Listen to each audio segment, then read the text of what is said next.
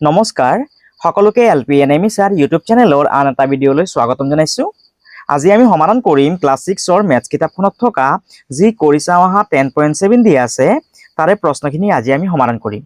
আৰু এই প্ৰশ্নখিনি সমাধান কৰাৰ আগতে পাঠটিত থকা দুটামান গুৰুত্বপূৰ্ণ কথা আমি জানিব লাগিব। চোৱা পেজ নাম্বাৰ 189ত সেই কথাখিনি দিয়া আছে। চোৱা ইয়াত কি লিখা আছে, সংখ্যা ৰেখাৰ সহায়ত যোগ আৰু বিয়োগ, অৰ্থাৎ সংখ্যা ৰেখাৰ সহায়ত আমি কিদৰে যোগ আৰু বিয়োগ কৰিব পাৰিম সেইখিনি আজি আমি জানিম। সেইখিনি কৰাৰ আগতে পোনপ্ৰথমে আমি ইয়াত এখন সংখ্যা ৰেখা অংকন কৰি লওঁ। সেই সংখ্যা ৰেখাখনৰ জৰিয়তে আমি গোটেই কথাখিনি ভালদৰে বুজি পাম। চ' মই ইয়াত এখন প্ৰথমে সংখ্যা ৰেখা অংকন কৰিছোঁ। এই সংখ্যা ৰেখাৰ ওপৰত আমি কি কৰিম, এতিয়া কিছুমান বিন্দু চিনাক্তকৰণ কৰি ল'ম। অৰ্থাৎ 1 চেণ্টিমিটাৰ দূৰত আমি কিছুমান বিন্দু চিনাক্তকৰণ কৰি ল'ম। আৰু তোমালোকে এটা কথা মনত ৰাখিবা যে সংখ্যা ৰেখাৰ ওপৰত এই যোনখিনি আমি বিন্দু চিনাক্তকৰণ কৰিলোঁ, ইয়াৰ যোনটো গেপ আছে সেই গেপটো সদায় 1 হ'বগৈ। সেই কথাটো অৰ্থাৎ সমান হ'ব লাগিব, সেই কথাটো তোমালোকে মনত ৰাখিবা।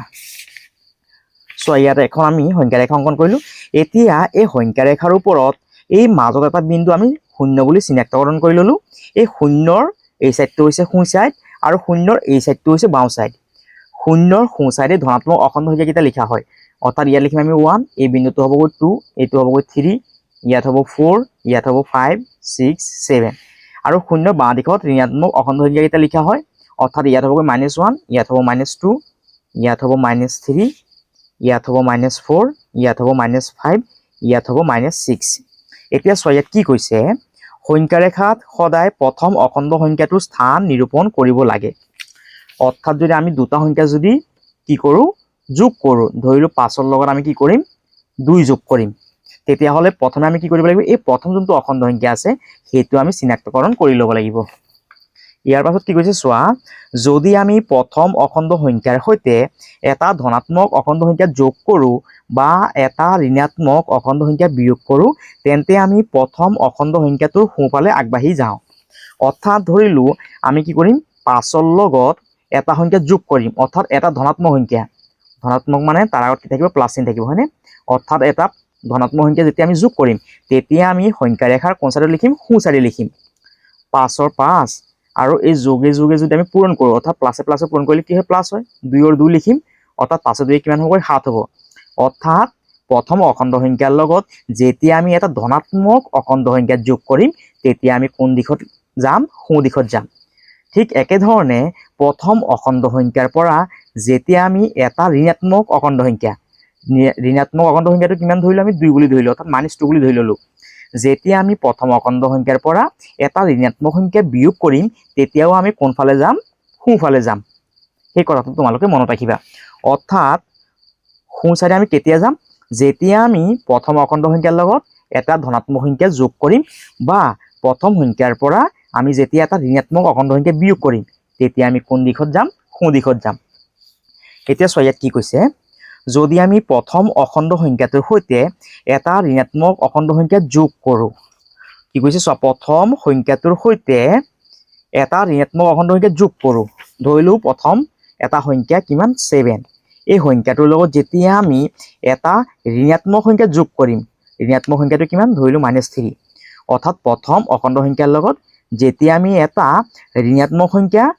যোগ কৰিম, তেতিয়া আমি কোন দিশত লিখিম, বাওঁ দিশত লিখিম। ঠিক একেধৰণে ধৰিলোঁ আমি প্ৰথম এটা অখণ্ড সংখ্যা কিমান, 7। এই 7ৰ লগত যেতিয়া আমি 7ৰ পৰা এটা ধনাত্মক সংখ্যা বিয়োগ কৰিম, চ' ইয়াত লিখা আছে, যদি আমি প্ৰথম অখণ্ড সংখ্যাটোৰ সৈতে এটা ঋণাত্মক অখণ্ড সংখ্যা যোগ কৰোঁ বা এটা ধনাত্মক অখণ্ড সংখ্যা বিয়োগ কৰোঁ, এটা ধনাত্মক অখণ্ড সংখ্যা বিয়োগ কৰোঁ, ধৰিলোঁ ধনাত্মক অখণ্ড সংখ্যাটো কিমান, ধৰিলোঁ +4। যেতিয়া আমি প্ৰথম অখণ্ড সংখ্যাটোৰ পৰা এটা ধনাত্মক সংখ্যা বিয়োগ কৰিম, তেতিয়া আমি কোন দিশত লিখিম, বাওঁ দিশত লিখিম। এই কথাখিনি তোমালোকে মনত ৰাখিবা। অৰ্থাৎ কথাখিনি আমি এইদৰেও বুজিব পাৰোঁ যে প্লাছৰ লগত যেতিয়া আমি প্লাছ পূৰণ কৰিম, তেতিয়া আমি প্লাছ পাম। প্লাছৰ লগত যেতিয়া আমি মাইনাছ পূৰণ কৰিম, তেতিয়া আমি মাইনাছ পাম। আকৌ যেতিয়া মাইনাছৰ লগত আমি প্লাছ পূৰণ কৰিম, তেতিয়া আমি মাইনাছ পাম। আকৌ যেতিয়া আমি মাইনাছৰ লগত মাইনাছ পূৰণ কৰিম, তেতিয়া আমি প্লাছ পাম। তোমালোকে এই কথাখিনি মনত ৰাখিবা। এতিয়া চোৱা, ইয়াত আছে প্লাছ, ইয়াতো আছে প্লাছ। যেতিয়া আমি প্লাছৰ লগত প্লাছ পূৰণ কৰিম, তেতিয়া আমি কি পাম, প্লাছ পাম। আমি প্লাছ পাম। আকৌ যেতিয়া আমি মাইনাছৰ লগত মাইনাছ পূৰণ কৰিম তেতিয়াও কি পাম চোৱাচোন, প্লাছ হয়নে? মাইনাছৰ লগত মাইনাছ পূৰণ কৰিলে কি পোৱা যায়? প্লাছ পোৱা যায়। অৰ্থাৎ ইয়াতো আমি কি পাম? প্লাছ পাম। অৰ্থাৎ তোমালোকে এটা কথা মনত ৰাখিবা, এই যে চিনখিনি যে আছে এই চিনখিনি প্ৰথমে তোমালোকে পূৰণ কৰি ল'বা। প্লাছৰ লগত প্লাছ পূৰণ কৰিলে প্লাছ পাবা, আকৌ মাইনাছৰ লগত মাইনাছ পূৰণ কৰিলে কি পাবা? প্লাছ। যেতিয়াই আমি প্লাছ পাম তেতিয়া আমি সংখ্যা ৰেখাডালৰ কোন ছাইডত যাম? সোঁ ছাইডে যাম। এই কথাটো তোমালোকে মনত ৰাখিবা। আকৌ যেতিয়া আমি প্লাছৰ লগত মাইনাছ পূৰণ কৰিম, চোৱা প্লাছৰ লগত যেতিয়া আমি মাইনাছ পূৰণ কৰিম তেতিয়া আমি কি পাম? মাইনাছ পাম। কি পাম আমি ইয়াত? মাইনাছ পাম। আকৌ মাইনাছৰ লগত যেতিয়া আমি প্লাছ পূৰণ কৰিম, মাইনাছৰ লগত প্লাছ পূৰণ কৰিলে কি পোৱা যায়? মাইনাছ পোৱা যায়। ইয়াতো আমি কি পাম? মাইনাছ পাম। যেতিয়া আমি মাইনাছ পাম তেতিয়া আমি কোন দিশত যাম? বাওঁ দিশত যাম। অৰ্থাৎ তোমালোকে ইয়াত থকা চিনখিনি পোনপ্ৰথমে তোমালোকে পূৰণ কৰিও তোমালোকে সংখ্যা ৰেখাত সোঁফালে যাবা নে বাওঁফালে যাবা সেই কথাখিনি তোমালোকে ইয়াৰ পৰাই উলিয়াব পাৰা। যেতিয়া তোমালোকে প্লাছ পাবা তেতিয়া সোঁ চাইডে যাবা, যেতিয়া তোমালোকে মাইনাছ পাবা তেতিয়া তোমালোকে বাওঁ দিশত যাবা। ইয়াৰ জৰিয়তেও আমি সংখ্যা ৰেখাত কোন দিশত যাম সেইখিনি আমি সহজে উলিয়াব পাৰোঁ। আৰু ইয়াৰ ওপৰতে গোটেই কথাখিনি নিৰ্ভৰ কৰি আছে। অৰ্থাৎ যেতিয়া আমি কৰিছা অহাৰ প্ৰশ্নখিনি সমাধান কৰিম তেতিয়া তোমালোকে ভালদৰে বুজি পাবা। এতিয়া চোৱা অৰ্কিতা 10.7 প্ৰশ্নখিনি কি দিয়া আছে প্ৰথমে ইংলিছত চাই লোৱা। Write all the integers between -4 and +4 using number line। আৰু চোৱা অসমীয়াত কি কৈছে? সংখ্যা ৰেখা ব্যৱহাৰ কৰি -4 আৰু +4ৰ মাজৰ সকলোবোৰ সংখ্যা লিখা। অৰ্থাৎ চোৱা কেনেধৰণে কৰিবা। নাম্বাৰ 1ৰ সলিউশন। যেহেতু আমাক সংখ্যা ৰেখা ব্যৱহাৰ কৰিব দিছে সেইবাবে প্ৰথমে আমি এখন সংখ্যা ৰেখা অংকন কৰিম স্কেল পাতৰ সহায়ত। এইদৰে তোমালোকে এখন প্ৰথমে সংখ্যা ৰেখা অংকন কৰি ল'বা। আৰু এই সংখ্যা ৰেখাৰ ওপৰত আমি কিছুমান বিন্দু 1 চেণ্টিমিটাৰ দূৰত চিনাক্তকৰণ কৰি ল'ম। এইদৰে তোমালোকে কিছুমান বিন্দু সমান দূৰত্বত এইদৰে কিছুমান বিন্দু চিনাক্তকৰণ কৰি ল'বা। ইয়াত এখন আমি সংখ্যা ৰেখা অংকন কৰিলোঁ আৰু এই সংখ্যা ৰেখাৰ এই মাজত এটা বিন্দুক আমি 0 বুলি চিনাক্তকৰণ কৰি লৈছোঁ। 0ৰ সোঁ চাইডে আমি ধনাত্মক অখণ্ড সংখ্যাকেইটা লিখিম, সেইবাবে তোমালোকে ইয়াত 1 লিখিবা, ইয়াত 2 লিখিবা, ইয়াত 3, 4, 5, 6 বুলি লিখিবা। এতিয়া আমি 0ৰ বাওঁ দিশত ঋণাত্মক অখণ্ড সংখ্যাকেইটা লিখিম, সেইবাবে তোমালোকে ইয়াত লিখিবা -1, ইয়াত হ'ব -2, ইয়াত হ'বগৈ -3, ইয়াত হ'বগৈ -4, ইয়াত হ'বগৈ -5, ইয়াত হ'বগৈ -6। এতিয়া চোৱা প্ৰশ্নটোত কি কৈছে? সংখ্যা ৰেখা ব্যৱহাৰ কৰি -4 আৰু +4ৰ মাজৰ সকলোবোৰ সংখ্যা লিখা। এতিয়া চোৱা -4 ক'ত আছে? ইয়াত হয়নে? -4 আৰু কি লিখিছে? +4। এই -4 আৰু +4ৰ ভিতৰত কি কি সংখ্যা আছে? -3, -2, -1, 0, 1, 2, 3। সেইবাবে তোমালোকে ইয়াৰ উত্তৰটো লিখিবা -4 আৰু +4। +4ৰ মাজৰ সকলোবোৰ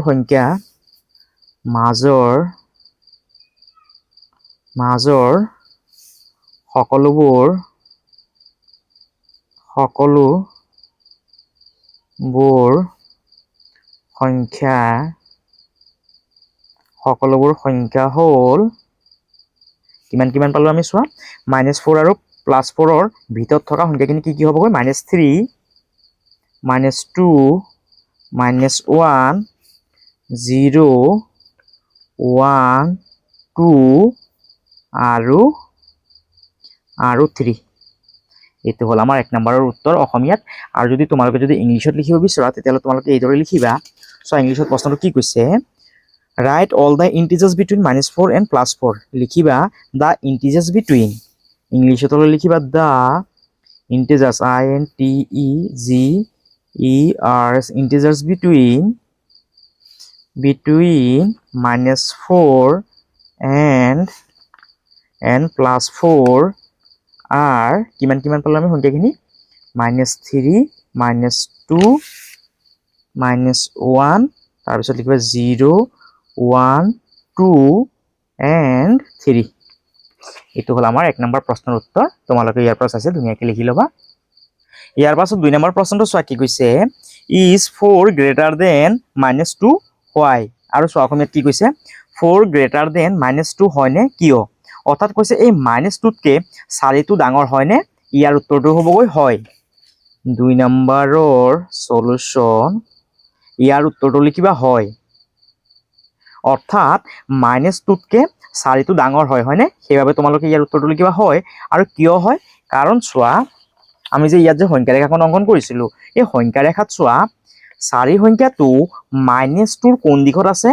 সোঁ দিশত আছে হয়নে সোঁ দিশত থকা সংখ্যাকেইটা কি হ'বগৈ ডাঙৰ হ'বগৈ সেইবাবে তোমালোকে ইয়াত লিখিবা হয় কাৰণ 4 সংখ্যা ৰেখাত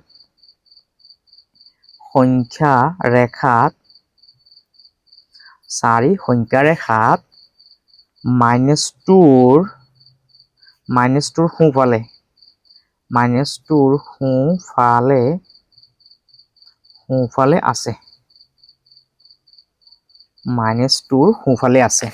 অৰ্থাৎ চোৱা সংখ্যা ৰেখাত এই -4তকৈ -3 সংখ্যাটো ডাঙৰ আকৌ -3তকৈ -2 সংখ্যাটো ডাঙৰ অৰ্থাৎ সোঁ দিশত থকা সংখ্যাখিনি কি হ'বগৈ ডাঙৰ হ'বগৈ অৰ্থাৎ চোৱা -1তকৈ কিন্তু 0টো ডাঙৰ আকৌ 0তকৈ কিন্তু 1টো ডাঙৰ আৰু চোৱা এই 0তকৈ 1টো যে ডাঙৰ আৰু 1টো 0ৰ কোন দিশত আছে সোঁ দিশত আছে হয়নে অৰ্থাৎ সোঁ দিশত থকা সংখ্যাখিনি কি হ'বগৈ ডাঙৰ হ'বগৈ সেইবাবে -2তকৈ 4 সংখ্যাটো কি হ'বগৈ ডাঙৰ হ'ব কাৰণ চোৱা -2তকৈ 4টো কোন দিশত আছে সোঁ দিশত আৰু সোঁ দিশত থকা সংখ্যাকেইটা কি হয় ডাঙৰ হয় হয়নে সেইবাবে আমি ইয়াত লিখিলো হয় কাৰণ 4 সংখ্যা ৰেখাত -2ৰ সোঁফালে আছে আৰু যদি তোমালোকে যদি ইংলিছত লিখিব বিচৰা তেতিয়াহ'লে লিখিবা yes because 4 is to the right of -2 on the number line এইটো হ'ল আমাৰ 2 নম্বৰৰ উত্তৰ ইয়াৰ পিছত চোৱা 3 নম্বৰ প্ৰশ্নটো কি কৈছে is -3 greater than 5 why আৰু চোৱা অসমীয়াত কি কৈছে -3 greater than 5 হয়নে কিয় অৰ্থাৎ কৈছে এই -3তকৈ 5টো ডাঙৰ হয়নে ইয়াৰ উত্তৰটো কি হ'বগৈ হয় হ'ব হয়নে অৰ্থাৎ ইয়াৰ উত্তৰটো লিখিবা হয় কাৰণ অৰ্থাৎ চোৱা এই -3তকৈ কিন্তু 5 সংখ্যাটো কি হয় ডাঙৰ হয় সেইকাৰণে তোমালোকে ইয়াত লিখিবা হয় কাৰণ -3 সংখ্যা ৰেখাত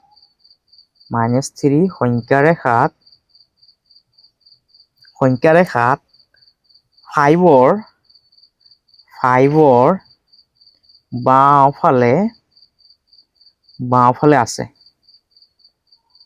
বাওঁফালে আছে অৰ্থাৎ চোৱা এই -3 সংখ্যাটো 5ৰ কোন দিশত আছে বাওঁ দিশত আছে অৰ্থাৎ চোৱা এই -3 সংখ্যাটো সংখ্যা ৰেখাত 5ৰ কোন দিশত আছে বাওঁ দিশত আছে হয়নে বাওঁ দিশত থকা সংখ্যাকেইটা কি হয় সৰু হয় সেইবাবে আমি ইয়াত লিখিলো হয় কাৰণ -3 সংখ্যা ৰেখাত 5ৰ বাওঁফালে আছে আৰু যদি ইংলিছত লিখিব বিচৰা yes because -3 is to the left of 5 on the number line number line এইটো হৈ গ'ল আমাৰ 2 নম্বৰৰ উত্তৰ তোমালোকে ইয়াৰ পৰা চাইছে ধুনীয়াকৈ লিখি ল'বা অৰ্থাৎ কি কৈছে চোৱা এই 4 সংখ্যাটো -2 কোন দিশত আছে অৰ্থাৎ চোৱা ইয়াত আছে 4 ইয়াত আছে -2 এই 4 সংখ্যাটো কোন দিশত আছে -2 সেই কথাটো আমি ইয়াত লিখিব লাগিব আৰু ইয়াত চোৱা -3 সংখ্যাটো অৰ্থাৎ প্ৰথম অখণ্ড সংখ্যাটো কোন দিশত আছে অৰ্থাৎ বাওঁ দিশত আছে নে সোঁ দিশত আছে সেই কথাটোৱে আমি লিখিব লাগে সেইবাবে তোমালোকে লিখিবা হয় কাৰণ 4 সংখ্যা ৰেখাত -2ৰ সোঁফালে আছে আৰু হয় কাৰণ -3 সংখ্যা ৰেখাত 5ৰ বাওঁফালে আছে এইখিনি হৈ গ'ল আমাৰ 2 নম্বৰৰ উত্তৰ তোমালোকে ইয়াৰ পৰা চাইছে লিখি ল'বা ইয়াৰ পাছত 3 নম্বৰ প্ৰশ্নটো চোৱা কি কৈছে কম্পিউট ইউজিং নাম্বাৰ লাইন আৰু চোৱা অসমীয়াত কি কৈছে সংখ্যা ৰেখা ব্যৱহাৰ কৰি গণনা কৰা অৰ্থাৎ চোৱা কেনেধৰণে কৰিম নাম্বাৰ 3ৰ নম্বৰৰ সলিউশন প্ৰথমে চাইছে প্ৰশ্নটো লিখিলে কিমান আছে 7 + 0 7ৰ লগত 0 যোগ কৰিলে কিমান হ'বগৈ 7 হ'বগৈ হয়নে এতিয়া লিখিবা এতিয়া আমি কি কৰিম এখন সংখ্যা ৰেখা অংকন কৰিম এইদৰে স্কেলৰ সহায়ত আমি এখন সংখ্যা ৰেখা অংকন কৰিম এতিয়া আমি এই সংখ্যা ৰেখাৰ ওপৰত সমান দূৰত্বত কিছুমান বিন্দু 1 সেন্টিমিটাৰ দূৰত কিছুমান বিন্দু এইদৰে আমি চিনাক্তকৰণ কৰি ল'ম এইদৰে আমি কিছুমান বিন্দু চিনাক্তকৰণ কৰি ললো এইখন হ'ল আমাৰ সংখ্যা ৰেখাখন এতিয়া আমি এই সংখ্যা ৰেখাখনত ইয়াত এটা বিন্দু 0 বুলি চিনাক্তকৰণ কৰি লৈছো শূন্যৰ সোঁ চাইডে আমি ধনাত্মক অখণ্ড সংখ্যাকেইটা লিখিম অৰ্থাৎ ইয়াত লিখিম 1 ইয়াত লিখিম 2 ইয়াত লিখিম 3 ইয়াত লিখিম 4 ইয়াত 5 6 7 8 ঠিক একেধৰণে আমি বাঁ দিশত ঋণাত্মক অখণ্ড সংখ্যাকেইটা লিখিম ইয়াত লিখিম -1 ইয়াত হ'ব -2 ইয়াত হ'ব -3 ইয়াত হ'বগৈ -4 এতিয়া চোৱা প্ৰথম আমি অখণ্ড সংখ্যাটো ক'ত আছে সেইটো আমি চিনাক্তকৰণ কৰি লওঁ যেহেতু ইয়াত 7 আছে চোৱা 7 টো যেহেতু এটা ধনাত্মক সংখ্যা চোৱা ধনাত্মক সংখ্যাখিনি কোনফালে থাকে সোঁ দিশত থাকে হয়নে অৰ্থাৎ 7 টো চোৱা ক'ত আছে ইয়াত আছে হয়নে এতিয়া যদি আমি 7 ৰ লগত যদি শূন্য যোগ কৰোঁ তেতিয়াহ'লে কিমান হ'ব 7 হ'বগৈ হয়নে অৰ্থাৎ 0 ৰ লগত যদি আমি 7 যোগ কৰোঁ তেতিয়াহ'লে কিমান হ'বগৈ 7 হ'বগৈ অৰ্থাৎ তোমালোকে এইদৰে সংখ্যা ৰেখাখন অংকন কৰি দিবা এইটো হ'ল আমাৰ 1 নম্বৰৰ উত্তৰ অৰ্থাৎ এ নম্বৰৰ উত্তৰ ইয়াৰ পাছত চোৱা বি নম্বৰৰ সলিউশন প্ৰথমে প্ৰশ্নটো লিখি লোৱা কিমান আছে -2 + 4 -2 + 4 এতিয়া চোৱা আমি কিদৰে সংখ্যা ৰেখাখন অংকন কৰিম প্ৰথমে স্কেল পাতৰ সহায়ত এইদৰে তোমালোকে এখন সংখ্যা ৰেখা অংকন কৰি ল'বা এই সংখ্যা ৰেখাৰ ওপৰত 1 চেণ্টিমিটাৰ দূৰত এইদৰে কিছুমান বিন্দু তোমালোকে চিনাক্তকৰণ কৰি ল'বা আৰু ইয়াৰ মাজত যোনখিনি গ্যাপ আছে সেই গ্যাপখিনি সদায় তোমালোকে সমান ল'বা এই কথাটো তোমালোকে মনত ৰাখিবা এতিয়া চোৱা এই সংখ্যা ৰেখাত আমি ইয়াত এটা বিন্দু শূন্য বুলি ধৰি ললো শূন্যৰ এই চাইডটো হৈছে সোঁ চাইড সেইবাবে আমি ইয়াত ধনাত্মক অখণ্ড সংখ্যাকেইটা লিখিম 1 2 3 4 5 6 আৰু বাঁ দিশত আমি ঋণাত্মক অখণ্ড সংখ্যাকেইটা লিখিম -1 -2 -3 -4 -5 এতিয়া চোৱা ইয়াত যেহেতু প্ৰথম কিমান আছে -2 আছে সেইকাৰণে আমি সংখ্যা ৰেখাত -2 বিন্দুটো আমি চিনাক্তকৰণ কৰি ল'ম -2 ক'ত আছে ইয়াত এতিয়া -2ৰ পিছত যেহেতু চোৱা ইয়াত +4 আছে হয়নে যেহেতু চোৱা এটা ধনাত্মক সংখ্যা যোগ কৰিছে সেইবাবে আমি কোন দিশত যাব লাগিব সোঁ দিশত যাব লাগিব এই -2ৰ পৰা এতিয়া 4 ঘৰ সোঁ দিশত যোৱাচোন 1 ঘৰ 2 ঘৰ 3 ঘৰ 4 ঘৰ অৰ্থাৎ চোৱা আমি কিমান পালো 2 পালো হয়নে অৰ্থাৎ -2 + 4 ৰ লগত যদি আমি অৰ্থাৎ +4 ৰ পৰা -2 বিয়োগ কৰিলে কিমান পাম আমি 2 পাম সেইবাবে তোমালোকে ইয়াত লিখিবা যে গতিকে -2 + 4 +4 ৰ পৰা 2 গ'লে কিমান থাকিবগৈ 2 থাকিবগৈ এইটো হৈ গ'ল আমাৰ বি নম্বৰৰ উত্তৰ তোমালোকে ইয়াৰ পৰা চাইছে ধুনীয়াকৈ লিখি ল'বা ইয়াৰ পাছত চোৱা চি নম্বৰটো কি কৈছে চি নম্বৰৰ সলিউশন চোৱা প্ৰশ্নটো কিমান আছে -3 -7 -3 -7 এতিয়া চোৱা আমি সংখ্যা ৰেখা অংকন কৰিম এইদৰে স্কেল পাতৰ সহায়ত আমি প্ৰথমে এডাল এইদৰে সংখ্যা ৰেখা অংকন কৰিম এতিয়া সংখ্যা ৰেখাৰ ওপৰত আমি 1 চেণ্টিমিটাৰ দূৰত্বত কিছুমান বিন্দু আমি এইদৰে চিনাক্তকৰণ কৰি ল'ম এইদৰে আমি কিছুমান বিন্দু চিনাক্তকৰণ কৰি ল'লো এতিয়া সংখ্যা ৰেখাৰ ওপৰত এটা বিন্দুক আমি 0 বুলি ধৰি লৈছো 0 এই সাইডটো হৈছে সোঁ সাইড সেইবাবে আমি ইয়াত ধনাত্মক সংখ্যাখিনি লিখিম 1 2 3 4 5 আৰু শূন্যৰ বাঁ দিশত আমি ঋণাত্মক অখণ্ড সংখ্যাখিনি লিখিম -1 -2 -3 -4 -5 -6 -7 -8 এইখন আৰু অলপ বহাব লাগিব বাঁ দিশত -8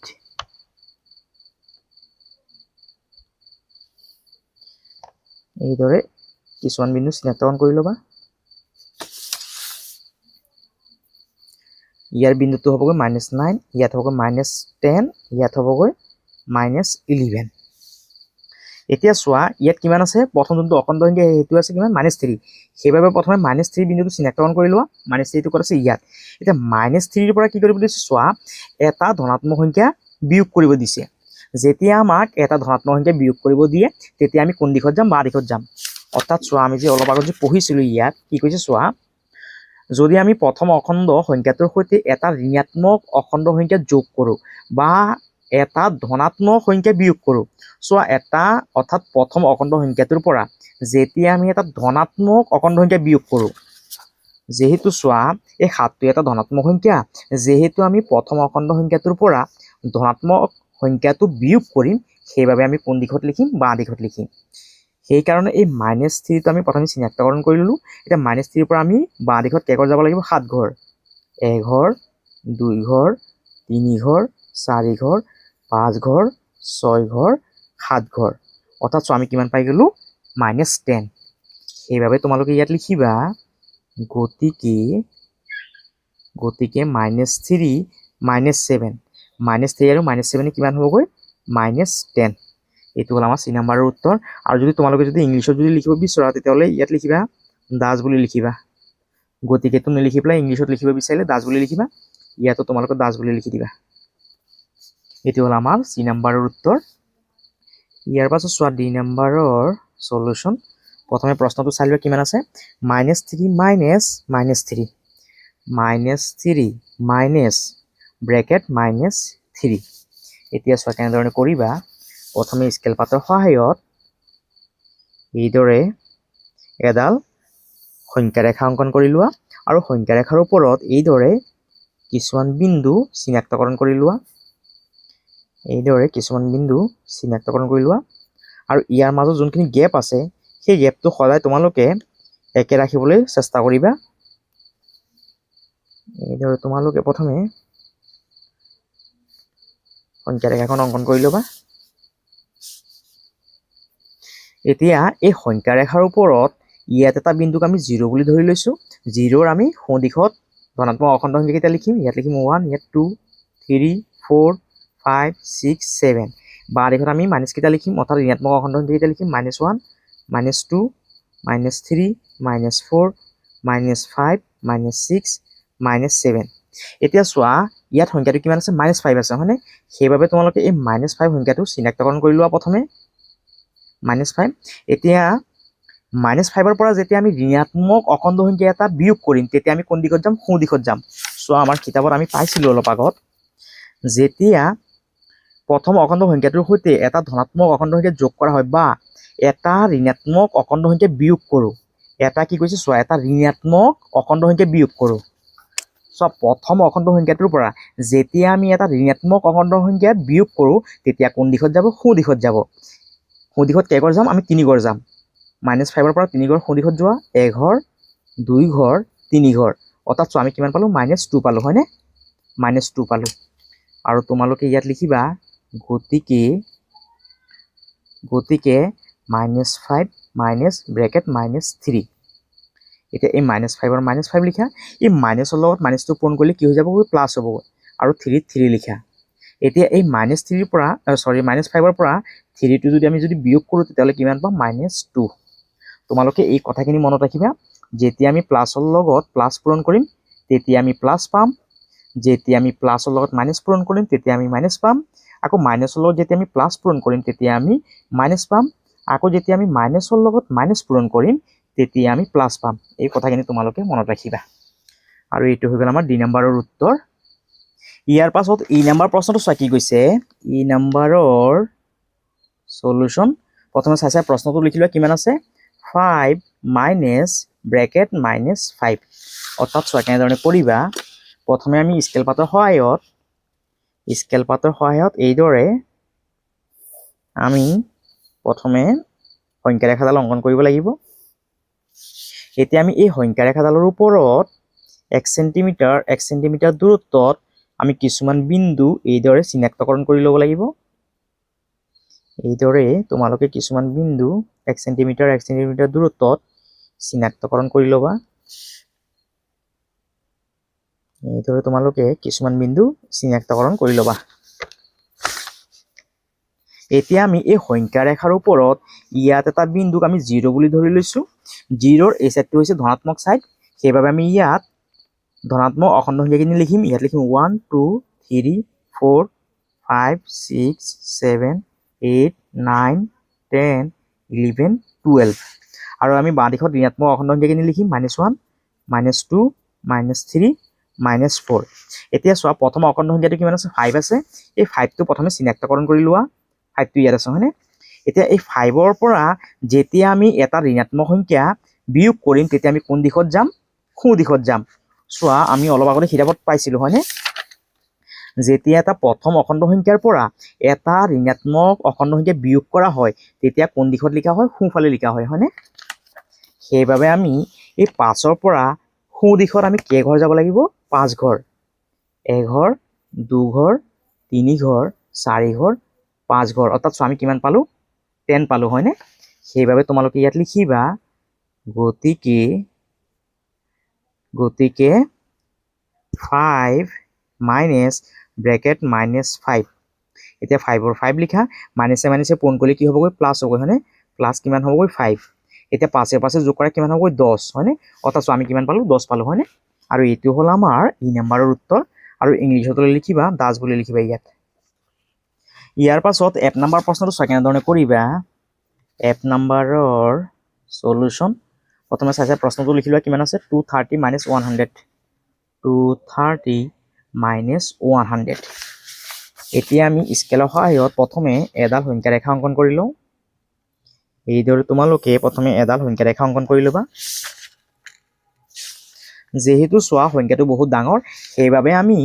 এই সংখ্যা ৰেখাডালত 1 সেন্টিমিটাৰ জোখৰ বিন্দুখিনি আমি চিনাক্তকৰণ কৰিব নোৱাৰিম সেইবাবে আমি ইয়াত এটা বিন্দুক আমি 0 বুলি ধৰি লৈছো আৰু 0ৰ সোঁ দিশত আমি ধনাত্মক অখণ্ড সংখ্যাখিনি লিখিম আৰু বাঁ দিশত ঋণাত্মক অখণ্ড সংখ্যাখিনি লিখিম যেহেতু চোৱা 230 এটা ধনাত্মক অখণ্ড সংখ্যা সেইবাবে ধৰিলো আমি 230 টো কোনফালে থাকিব সোঁ দিশত থাকিব হয়নে 230 এই 230ৰ পৰা যেহেতু আমি ধনাত্মক অখণ্ড সংখ্যা এটা বিয়োগ কৰিম তেতিয়াহ'লে কোন দিশত আহিব বাঁ দিশত আহিব হয়নে অৰ্থাৎ আমি এই 230ৰ পৰা 100 এটা কি কৰিব লাগিব আমি বিয়োগ কৰিব লাগিব 230ৰ পৰা 100 গলে কিমান থাকিবগৈ 130 ইয়াত কিমান হ'বগৈ 130 অৰ্থাৎ তোমালোকে লিখিবা গতিকে 230 - 100 সমান 130 এইটো হ'ল আমাৰ 1 নম্বৰৰ উত্তৰ আৰু ইয়াত লিখিবা ডাজ বুলি লিখিবা ইংলিছত লিখিলে এইটো হৈ গ'ল আমাৰ 1 নম্বৰৰ উত্তৰ ইয়াৰ পাছত জি নম্বৰৰ সলিউশন প্ৰথমে চাইছা প্ৰশ্নটো লিখা কিমান আছে 230 মাইনাছ ব্ৰেকেট -100 এতিয়া চোৱা কেনেধৰণে কৰিম প্ৰথমে আমি এডাল স্কেলৰ সহায়ত সংখ্যা ৰেখা অংকন কৰি লওঁ এইদৰে তোমালোকে এডাল সংখ্যা ৰেখা অংকন কৰি ল'বা আৰু এই সংখ্যা ৰেখাৰ ইয়াত এটা আমি বিন্দু 0 বুলি ধৰি লৈছো যেহেতু চোৱা প্ৰথম সংখ্যাটো এটা ধনাত্মক সংখ্যা সেইবাবে আমি ইয়াত ক'ত লিখিম সেইবাবে এই সংখ্যাটোক আমি শূন্যৰ সোঁ দিশত লিখিম ইয়াত 230 বুলি লিখিবা এতিয়া চোৱা 230ৰ পৰা যেহেতু আমি এটা ঋণাত্মক অখণ্ড সংখ্যা বিয়োগ কৰিছো সেইবাবে আমি সংখ্যাটো কোন দিশত লিখিম সোঁ দিশত লিখিম অৰ্থাৎ চোৱা আমি কিতাপত পাইছিলো যে প্ৰথম অখণ্ড সংখ্যাৰ সৈতে এটা ধনাত্মক অখণ্ড সংখ্যা যোগ কৰো বা এটা ঋণাত্মক অখণ্ড সংখ্যা বিয়োগ কৰো যেহেতু চোৱা -100 টো এটা ঋণাত্মক অখণ্ড সংখ্যা আৰু যেহেতু আমি এই সংখ্যাটো বিয়োগ কৰি আছো সেইবাবে আমি কোন দিশত লিখিব লাগিব সোঁ দিশত লিখিব লাগিব এই 230ৰ লগত আমি 100 টো কি কৰিম সোঁ দিশত লিখিম অৰ্থাৎ 230ৰ লগত আমি কি কৰিব লাগিব 100 এটা যোগ কৰিব লাগিব তেতিয়াহ'লে কিমান হ'বগৈ 330 হ'বগৈ ইয়াত কিমান হ'বগৈ 330 আৰু ইয়াত লিখিবা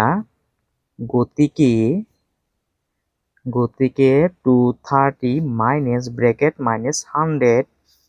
সমান 230 লিখা মাইনাছে পূৰণ কৰিলে কি হ'বগৈ প্লাছ হ'বগৈ ইয়াৰ 100ৰ 100 লিখা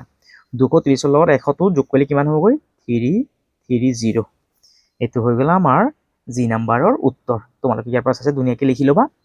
যদি তোমালোকৰ এইখিনি বুজিবলৈ বা কৰিবলৈ অসুবিধা হয় তেতিয়াহ'লে তোমালোকে প্ৰথমে অংকটো কৰি ল'বা অংকটো কৰিলে চোৱা ইয়াত কি ওলাই যাব এনসাৰটো ওলাই যাব ইয়াত যদি প্লাছত ওলাই তেতিয়াহ'লে তোমালোকে সোঁ দিশত লিখিবা আৰু ইয়াত যদি এনসাৰটো যদি মাইনাছত ওলাই তেতিয়াহ'লে তোমালোকে বাঁ দিশত লিখিবা শূন্যৰ বাঁ দিশত লিখিবা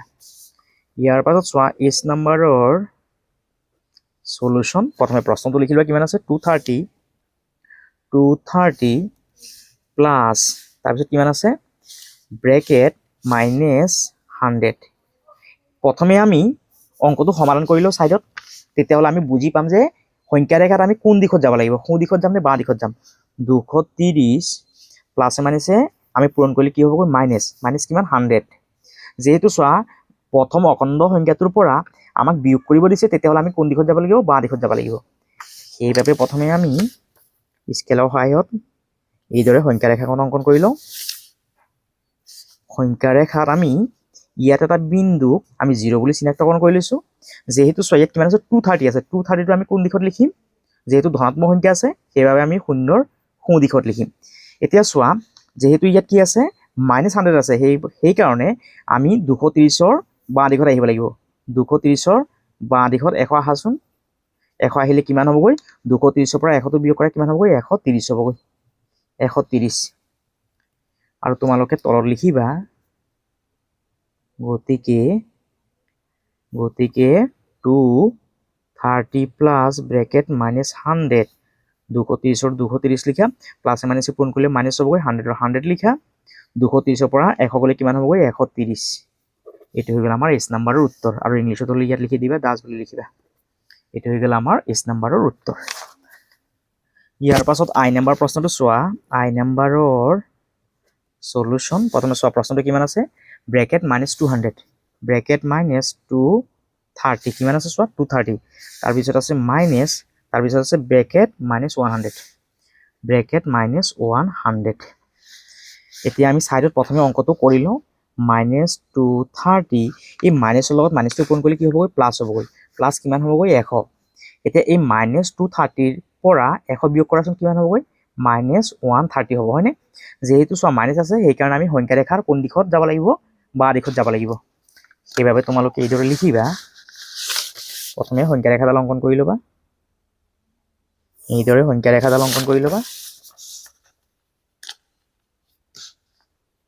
এইদৰে তোমালোকে সংখ্যা ৰেখাডাল অংকন কৰি ল'বা আৰু সংখ্যা ৰেখাডালত এটা বিন্দু ইয়াত 0 বুলি চিনাক্তকৰণ কৰি ল'বা যেহেতু চোৱা 0ৰ কি আছে ইয়াত প্ৰথম অখণ্ড সংখ্যাটো মাইনাছত আছে সেইবাবে আমি 0 কোন দিশত লিখিব লাগিব বা দিশত লিখিব লাগিব ধৰিলো ইয়াত কিমান আছে -230 এতিয়া এই -230 ৰ পৰা কি কৰিব লাগিব মাইনাছে মাইনাছে কি হৈ যায় প্লাছ হৈ যায় অৰ্থাৎ আমি কোন দিশত যাব লাগিব সোঁ দিশত যাব লাগিব সোঁ দিশত কিমান ঘৰ যাম আমি 100 ঘৰ যাম ধৰিলো ইয়াৰ পৰা ইয়াত কিমান 100 ইয়াত কিমান গ'লো আমি 100 গ'লো আৰু কিমান পাম আমি 230ৰ পৰা 100 গ'লে কিমান পাম 130 হয়নে সেইবাবে তোমালোকে ইয়াত লিখিবা 130 অৰ্থাৎ -130 হ'বগৈ আৰু তোমালোকে ইয়াত লিখিবা গতিকে প্ৰশ্নটো লিখা কিমান ব্ৰেকেট -230 ব্ৰেকেট মাইনাছ ব্ৰেকেট 100 -230 মাইনাছে মাইনাছে পূৰণ কৰিলে কি হ'বগৈ প্লাছ 100ৰ 100 লিখা এতিয়া -230ৰ পৰা 100টো বিয়োগ কৰি কিমান হ'বগৈ -130 আৰু চোৱা আমি ইয়াত কিমান পাই গ'লো -130 পাই গ'লো হয়নে এইটো হৈ গ'ল আমাৰ আই নাম্বাৰৰ উত্তৰ তোমালোকে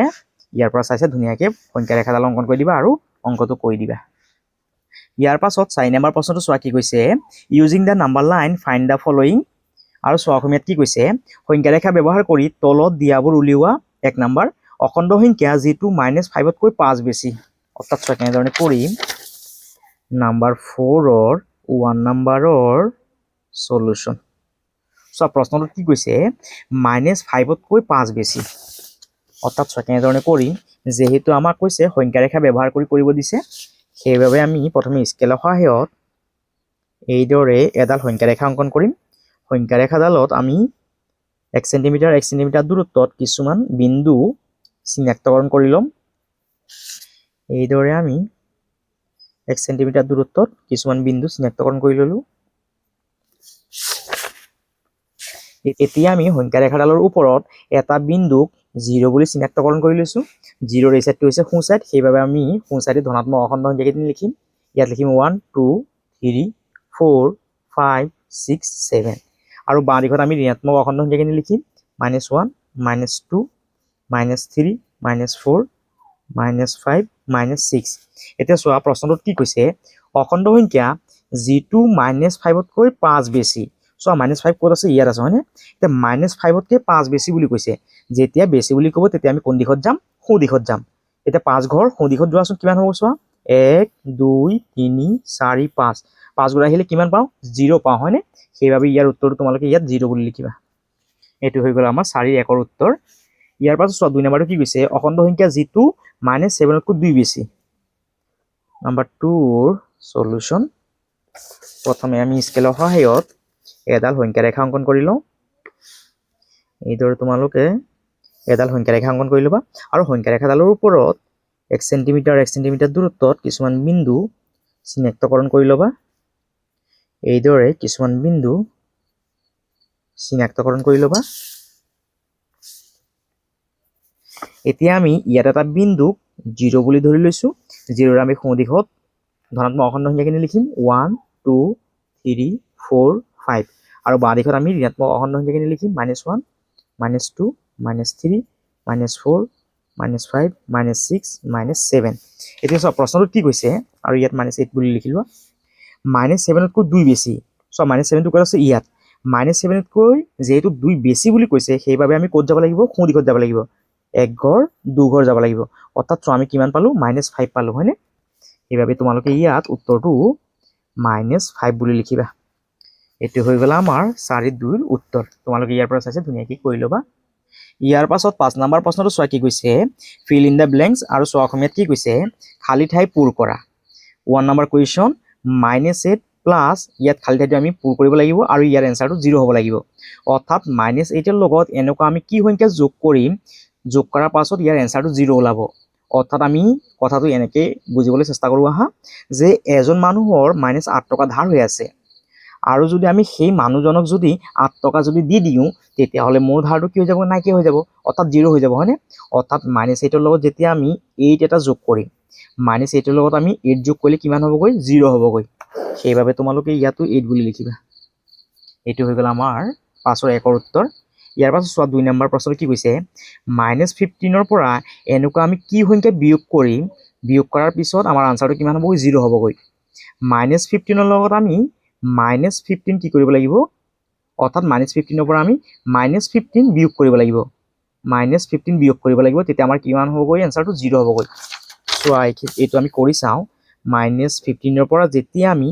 -15 বিয়োগ কৰিম তেতিয়া চোৱা কিমান পাম -15ৰ 15 লিখা মাইনাছৰ লগত মাইনাছ পূৰণ কৰিলে কি হৈ যাব প্লাছ হৈ যাবগৈ এতিয়া 15 লিখা এতিয়া এই 15ৰ পৰা 15 গ'লে কিমান থাকিব 0 থাকিব হয়নে অৰ্থাৎ ইয়াত কিমান লিখিব লাগিব আমি -15 লিখিব লাগিব আৰু যদি আমি ইয়াত +15 লিখো তেতিয়াহ'লে চোৱা কি হৈ যাবগৈ -15ৰ পৰা যেতিয়া আমি +15 বিয়োগ কৰিম তেতিয়াহ'লে চোৱা কিমান হৈ যাবগৈ -15ৰ -15 প্লাছে মাইনাছে কি হৈ যাবগৈ -15ৰ 15 ইয়াতো আছে -15 ইয়াতো আছে -15 তাৰমানে কিমান হৈ যাবগৈ -30 হৈ যাবগৈ সেইকাৰণে তোমালোকে ইয়াত -15 লিখিবা +15টো নিলিখিবা অৰ্থাৎ -15ৰ পৰা যেতিয়া আমি -15 বিয়োগ কৰিম তেতিয়া কিমান হ'বগৈ এনচাৰটো 0 হ'বগৈ ইয়াৰ পাছত চোৱা 3 নম্বৰৰ সলিউশনটো কেনেকৈ কৰিবা 15 মাইনাছ ব্ৰেকেট -15 ইয়াৰ আনচাৰটো কিমান হয় সেইটো আমাক উলিয়াব দিছে এই 15ৰ 15 লিখা মাইনাছৰ লগত মাইনাছটো পূৰণ কৰা মাইনাছে পূৰণ কৰিলে কি হৈ যাবগৈ প্লাছ হ'বগৈ 15 লিখা আৰু 15 যোগ কৰিলে কিমান হ'বগৈ 30 হ'বগৈ সেইবাবে তোমালোকে ইয়াৰ উত্তৰটো 30 বুলি লিখিবা ইয়াত তোমালোকে 30 বুলি লিখিবা আৰু ইয়াত -15 লিখিবা ইয়াৰ পাছত 4 নম্বৰ প্ৰশ্নটো চোৱা কি কৈছে অৰ্থাৎ আমি ইয়াত এটা এনেকুৱা সংখ্যা লিখিব লাগিব যোনটো সংখ্যাৰ পৰা আমি -8টো বিয়োগ কৰিলে ইয়াৰ উত্তৰটো -12 হ'ব লাগিব অৰ্থাৎ চোৱা কেনেধৰণে কৰিম নাম্বাৰ 4ৰ সলিউশন চোৱা ইয়াত কিমান আছে মাইনাছ আছে মাইনাছ লিখিলোঁ তাৰপিছত কিমান আছে ব্ৰেকেট -8 সমান -12 এতিয়া চোৱা ইয়াত আমাৰ উত্তৰটো দিয়া আছে আৰু এটা সংখ্যা দিয়া আছে আমি আনটো সংখ্যা উলিয়াব লাগে যেতিয়া উত্তৰটো দিয়া থাকে আৰু এটা সংখ্যা দিয়া থাকে তেতিয়া আমি আনটো সংখ্যা অতি সহজে যোগ বিয়োগ কৰি উলিয়াব পাৰোঁ এতিয়া চোৱা এই মাইনাছৰ লগত মাইনাছ পূৰণ কৰা মাইনাছে কি হ'বগৈ প্লাছ হ'বগৈ 8ৰ 8 লিখা সমান -12 এতিয়া এই -12ৰ -12 লিখা যেতিয়া প্লাছ থকা সংখ্যাটো সমানৰ সোঁচাইডে যায় প্লাছ থকা সংখ্যাটো মাইনাছ হৈ যায় মাইনাছ কিমান হ'বগৈ 8 এতিয়া চোৱা ইয়াত কিমান আছে -8 ইয়াত আছে ইয়াত আছে -12 ইয়াত আছে -8 12 আৰু 8 কিমান হ'বগৈ -20 হ'বগৈ অৰ্থাৎ এই ঘৰটোত আমি -20 লিখিব লাগিব আৰু তোমালোকে ইয়াতো -20 বুলি লিখিবা এইটো হৈ গ'ল আমাৰ 4 নম্বৰৰ উত্তৰ আজিলৈ ইমানতে থাকক নেক্সট ভিডিঅ'ত আমি 6 নম্বৰৰ পৰা 11 নম্বৰলৈকে প্ৰশ্নকেইটা সমাধান কৰিম আজিৰ কাৰণে ইমানতে থাকক আৰু যদি তোমালোকৰ যদি ভিডিঅ'টো যদি ভাল লাগিছে তেতিয়াহ'লে তোমালোকে চেনেলটো ছাবস্ক্ৰাইব কৰিবা ভিডিঅ'টো শ্বেয়াৰ কৰিবা আৰু কমেণ্ট কৰিবলৈ নাপাহৰিবা সকলোকে ধন্যবাদ